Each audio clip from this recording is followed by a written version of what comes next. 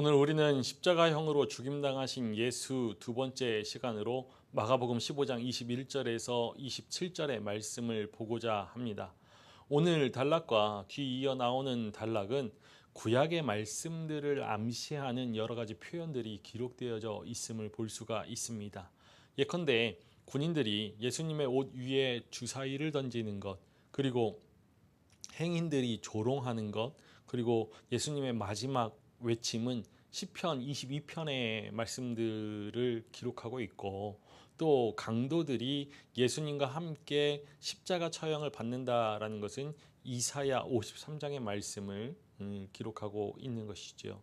이렇게 곳곳에 암시된 구약의 말씀들은 마가복음의 창작의 재료가 아니라 메시아 예수 그리스도의 처형을 이해할 수 있게 하는 그런 해석학적인 틀 노릇을 하고 있다는 것으로 우리가 볼 수 있습니다. 마가복음은 십자가상에서 벌어진 사건이 무엇을 의미하는지 구약의 말씀을 통해서 조명하고 있는 것입니다.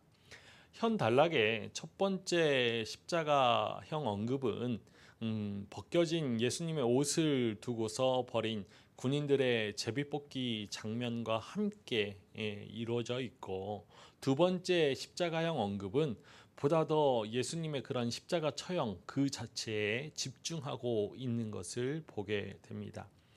이 단락의 흐름은 골고다로 끌려가시는 예수님의 모습을 보여주고, 또 십자가에 못 박히신 예수님을 보여주는 두 가지 장면으로 이루어져 있죠. 우리 마가복음 15장 21절의 말씀을 함께 보겠습니다. 마침 알렉산더와 루포의 아버지인 구레네 사람 시몬이 시골로부터 와서 지나가는데, 그들이 그를 억지로 같이 가게 하여 예수의 십자가를 지우고, 예수님께서 지고 가실 십자가는 구레네 사람 시몬에게 강제로 맡겨지지요. 당시 십자가는 처형되는 자, 죄인이 스스로 지고 가게 되어 있었습니다. 그런데 이 시점은 아마도 이미 십자가를 지고 가시는 도중이었을 것인데, 이것은 군인들이 예수님을 조롱했던 장소였던 빌라도의 관저에서 예수님을 끌고 나아갔다라는 정보가 앞선 단락에서 이미 주어졌기 때문이죠. 십자가의 세로 빗장은 보통 처형장에 박혀 있었고, 죄인은 가로빗장을 짊어지고서 처형 장소까지 가는 것이 관례였지만, 군인들은 이 십자가의 가로빗장을 시몬에게 짊어지도록 하지요. 채찍질을 당한 예수님의 몸 상태가 이 십자가를 질 수 없는 상태가 되었다라고 판단했기 때문으로 보입니다. 예수님의 십자가를 대신 짊어진 시몬은 그 이름이 암시하고 있듯이 유대인입니다. 하지만 그 이름 앞에 붙여져 있는 헬라어 퀴레나이온은 그가 팔레스타인에 거주하고 있는 그런 유대인이 아닌 구레네 사람이었음을 명시하고 있죠. 구레네, 이곳은 북아프리카에 위치한 도시로 아마도 이곳에 유대인 공동체가 존재했다라고 보입니다. 예루살렘에 이 시몬이 온 이유는 분명하지 않지만 6월절 순례 여행차 방문했을 가능성이 높지요. 오늘 말씀은 시몬이 시골에서 올라와서 지나가고 있었다라고 알려주고 있는데, 이 같은 사실은 이 시몬이 그 현장에서 십자가를 지게 된 것은 시몬에게 일어난 뜻밖의 일, 곧 우연이었음을 말해줍니다. 십자가를 지고 예수님을 따르는 일, 그것은 예수님의 제자들에게 요청된 일이었지만, 지나가는 사람에 불과하였던 시몬이 제자들에게 요구된 일을 수행하고 있습니다. 물론 시몬은 억지로 예수님의 십자가를 짊어지죠. 그리고 예루살렘으로 올라가던 시몬의 그 길에서 돌이켜서 골고다로 향합니다. 이후에 시몬은 어떻게 되었을까? 시몬이 기독교 역사에서 사라진 것처럼 보이진 않습니다. 그의 이야기를 전해주는 전승들이 있죠.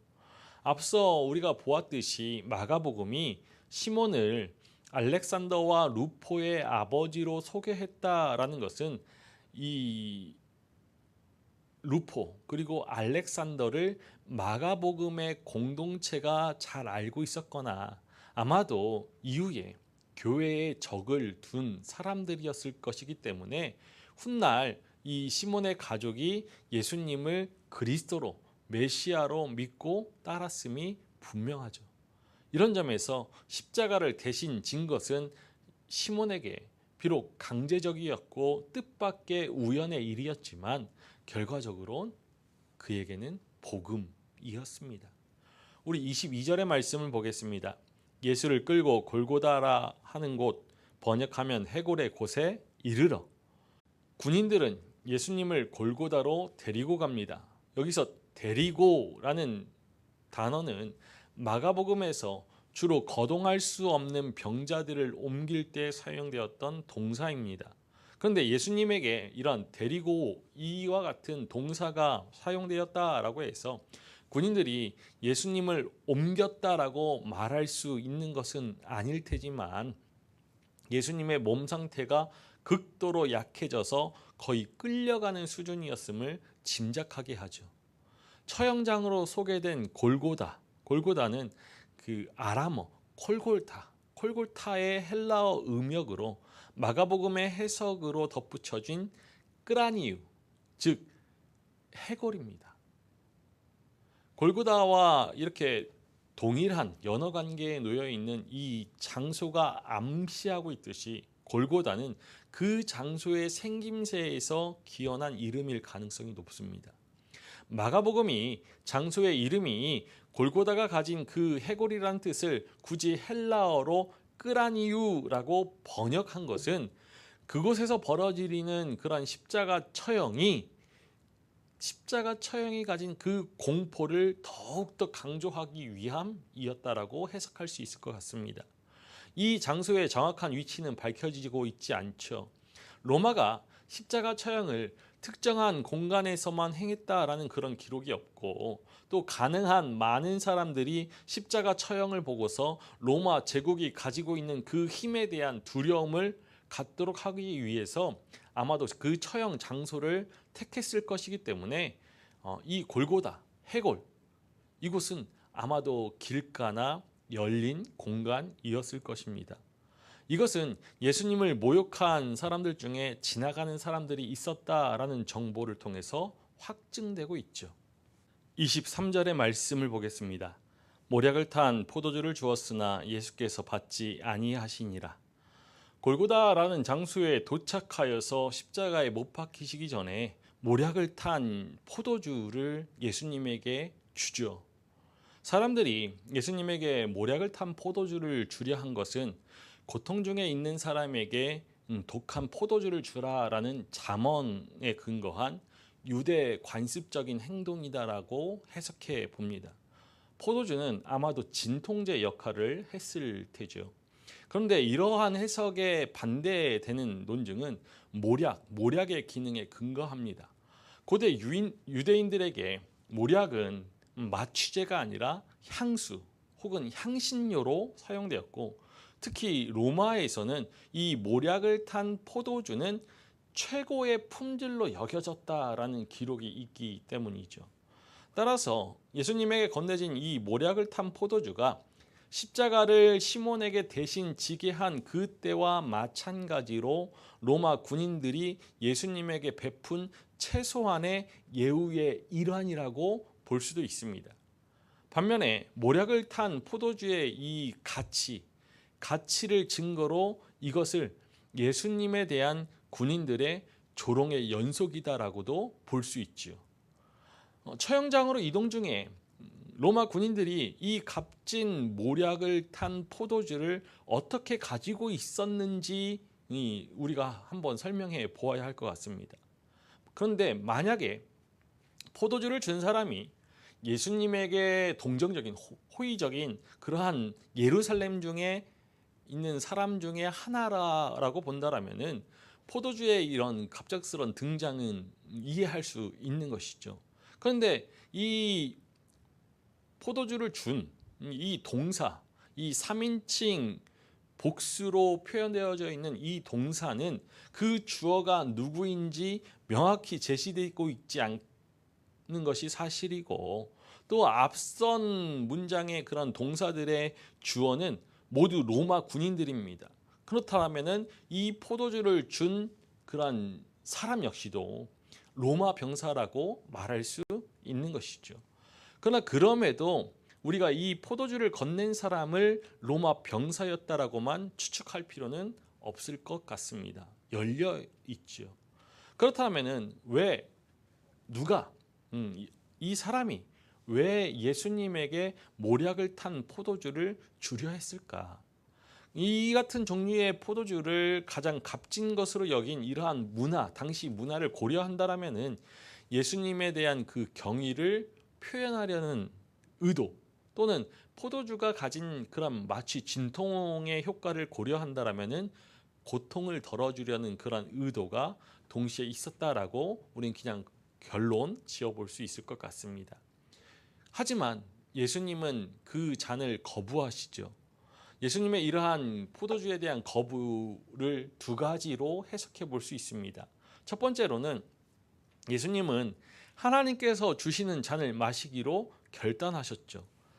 이 사람들이 주는 잔을 거부하신 것은 십자가의 그 길에서 예수님께서 경험하시는 모든 고통을 하나님의 뜻으로 기꺼이 받아들이겠다라는 결단을 상징적으로 드러내는 행위입니다.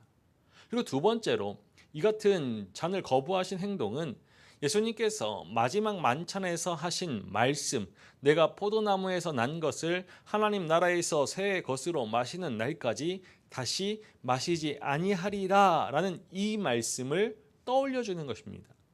고통의 한 복판에서도 도래할 하나님 나라에 대한 열망을 이 포도주 잔을 거부하시는 것으로 드러내시는 것이죠. 그렇다면 예수님께서 십자가를 지시기 전 이 시점은 아직 하나님의 나라가 임한 때는 아닙니다. 이에 더해서 이 마가복음의 말씀을 읽고 듣는 그런 독자 청자들에게 예수님의 이 같은 행동은 이 고통, 그리고 이 고통을 경감하려는 어떠한 신호도 단호히 거부하신다라는 그런 의미를 전해주고 있는 것입니다. 24절의 말씀을 함께 보겠습니다. 십자가에 못 박고 그 옷을 나눌세 누가 어느 것을 가질까 하여 제비를 뽑더라. 못 박는다라는 이 동사가 현재 시제입니다. 못 박는 행위를 초점하고 있죠. 그런데 이상한 것은 뒤이어서 25절 말씀에서도 로마 군인들이 예수님을 십자가에 못 박는다라는 정보가 기록되어져 있다는 것입니다. 우리 25절의 말씀을 보겠습니다. 때가 제3시가 되어 십자가에 못 박으니라. 십자가의 세로 기둥은 보통 처형장에 세워져 있다라는 것을 감안한다라면은 앞선 24절의 십자가의 못 박음은 구레네 시몬이 짊어지고 온 그런 가로빗장 위에 예수님을 눕혀서 손에 못을 박는 행위를 말할 것이고, 25절의 십자가의 못 박음은 예수님께서 눕혀져 있던 그 가로 빗장을 세워서 세로 빗장에 연결한 이후에 예수님의 발목에 세로 빗장에 못을 박는 그러한 단계를 가리킨다라고 우리가 볼 수 있습니다.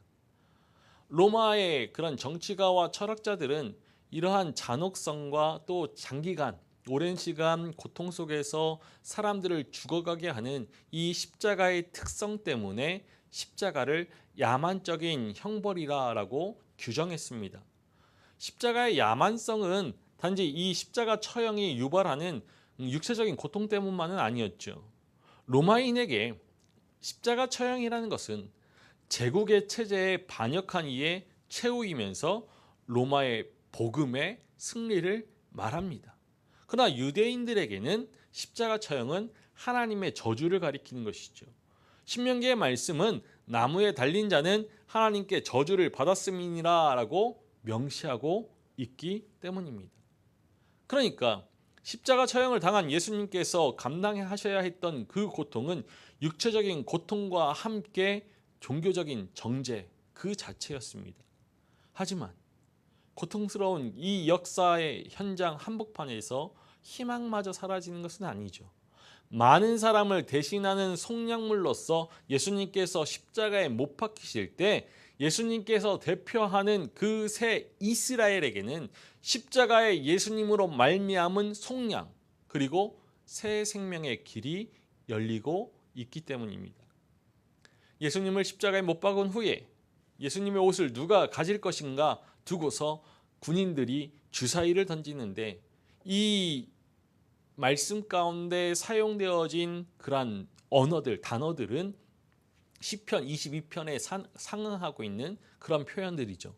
그 옷을 나눌세 제비를 뽑더라. 겉옷을 나누며 제비 뽑나이다. 이렇게 시편에 기초한 이러한 언어들, 단어들은 예수님의 굴욕조차도 하나님의 뜻이 성취되는 과정임을 보여주려는 의도에서 비롯되었을 것입니다. 예언과 성취의 전망에서 이 그리스도의 순환 사건을 묘사하는 마가복음의 이러한 전망은 결코 이 마가복음의 독창적인 그런 신학의 결과가 아니라 예수님 자신이 구약을 성취하고 있다라는 믿음, 그 믿음을 가진 예수님의 신학입니다. 이런 점에서 마가복음은 예수님의 그러한 신학, 그 신학의 신실한 보존이 되는 것이죠. 예수님을 십자가에 올린 때가 삼시였음을 마가복음은 알려줍니다. 유대 시각으로 삼시는 아침 9시부터 12시 사이의 시간을 가리키죠. 간밤에 겟세마네에서 기도를 드리시던 중에 대제사장들이 보낸 무리에 의해서 잡히신 이후에 하루도 채 지나가기 전에 십자가 처형이 이루어진 것입니다. 그렇게 짧은 시간은 이 체포와 십자가 처형 사이에 산헤드린과 또 빌라도에 의해서 진행된 두 법적인 절차, 신문과 재판이 예수님을 죽이려는 종교 권력자들의 음모를 실행하기 위한 형식적인 절차이었다라고 말해주는 것이죠. 하지만 마가복음은 이렇게 종교 권력자들의 음모에 의해서 희생된 예수님의 순환 과정을 3시간 단위로 서술하고 있죠. 베드로의 부인이 닭이 2번 울기 전에 일어날 것이다라고 예언하셨고 또 그것이 성취되었습니다. 마찬가지로 예수님의 순환과 관련해서도 재판은 새벽에 그리고 십자가에 못 박히심은 3시에 온 땅에 임한 어둠은 6시에 그리고 예수님이 돌아가심은 9시에 일어난 것으로 마가복음이 전하여주고 있는 것은 사건의 주인이신 하나님께서 예수님의 순환에 개입하고 주관하고 계심을 보여주는 마가복음의 표지라고 보아야 할 것입니다. 26절의 말씀입니다. 그 위에 있는 죄패의 유대인의 왕이라 썼고 마가복음은 십자가 위에 죄패명이 있다라고 알려주죠. 그 죄패는 처형장에 죄인의 제명을 알려주는 명패로서 로마 형벌의 관습에 따라 부착된 것입니다. 그리고 그 죄패명이 유대인의 왕이라고 한 것은 총독 빌라도가 예수님을 유대인의 왕으로 불렀고 로마 군인들 역시 예수님을 유대인의 왕이라고 조롱한 것을 고려한다라면은 그들이 조롱의 연장선상에서 죄패명을 걸어놓았음을 알 수 있죠. 마가복음의 이러한 사건의 흐름을 고려할 때 조롱을 함의하고 있는 이러한 죄패명이 시사하는 바가 있습니다. 베드로에 의해서 처음으로 그리스도로 고백되었을 때 예수님은 자신의 목숨을 기꺼이 내려놓는 그리스도임을 분명히 하셨고 이후에는 대속물의 개념을 사용하셔서 자신의 소명을 재차 확인해 주셨습니다. 그러니까 이제 유대인의 왕이라는 그 죄패명 아래에 있어 반역자들을 위하여서 반역자의 형틀에 죽어가는 그 순간 예수님은 자신의 말씀을 이루시는 분이심을 확증하고 있는 것이죠. 우리 27절의 말씀을 보겠습니다. 강도 둘을 예수와 함께 십자가에 못 박으니 하나는 그의 우편에 하나는 좌편에 있더라. 두 강도가 예수님의 좌우에 함께 처형되었는데 이것은 죄패명과 함께 예수님의 제목이 로마를 대항한 반역이었음을 시사하고 있습니다. 이 같은 역사적인 의미와 함께 27절의 말씀이 이 마가복음의 사건의 흐름상 함의하는 바도 있죠. 두 강도는 하나는 그의 우편에 다른 하나는 그의 좌편에 못 박혔는데 이 같은 정보는 예수님께서 왕위에 오르실 때 하나는 좌편에 하나는 우편에 앉게 해달라고 하였던 세베대의 두 아들인 야고보의 요한의 요구를 기억하게 합니다. 죄인으로 간주되었던 두 강도들과 함께 처형당한 것은 이사야의 말씀과도 관련된다라고 앞서 말씀드렸죠. 범죄자 중 하나로 헤아림을 받았음이니라. 고난받는 여호와의 종으로서 예수님의 정체는 십자가 위에서 드러나고 메시아로서의 정체는 부활로 입증됩니다. 새 출애굽의 메시아 예수 그리스도께서 십자가에 오르셨습니다. 우리는 많은 사람의 속량물이 되신 그리스도로 인하여서 영원한 생명에 이르게 되었죠. 우리는 생명의 복을 허락받았음에 감사하고 기뻐하면서 그리스도를 뒤따르는 그리스도 예수의 사람이 되어야 합니다. 그리스도 예수의 사람으로 살아야지요.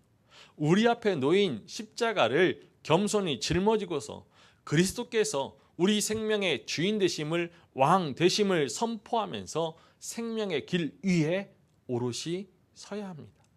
생명의 길 위에 오롯이 서서 영원한 생명에 이르기 위하여서 표대를 향해 끊임없이 달려가야죠. 그러할 때 십자가의 영광과 더불어서 부활의 영광을 우리는 맛보게 될 것입니다.